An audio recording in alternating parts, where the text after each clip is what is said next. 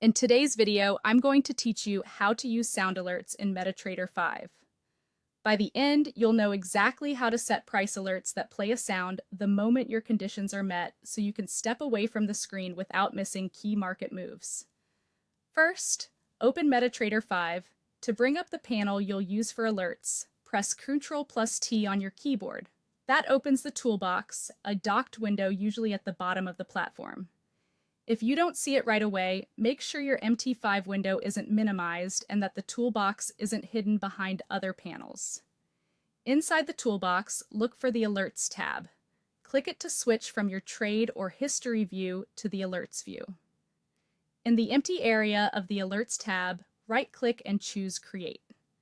This opens the Alert Settings window where you'll define exactly what you want MT5 to watch for and what sound to play. Now, set your alert condition. Start with symbol and pick the instrument you want to monitor, for example, EUR/USD. Next, choose your condition.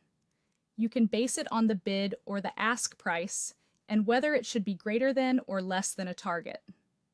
Remember, bid is the price you can sell at and ask is the price you can buy at, so choose the one that matches your strategy. In value, type the target price you want MT5 to watch.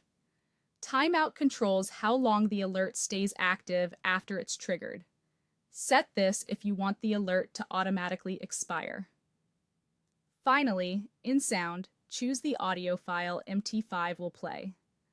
A practical example would be EUR/USD, bid greater than 1.1000, with the sound set to alert.wave. To pick a sound, click the sound field and select from built-in options like alert.wave, tick.wave, or news.wave. If you prefer a custom tone, you can add your own compatible audio file to MT5's Sounds folder and then select it here. Keep the volume of your system and MT5 enabled so you don't miss the alert. When everything looks good, click OK to activate the alert.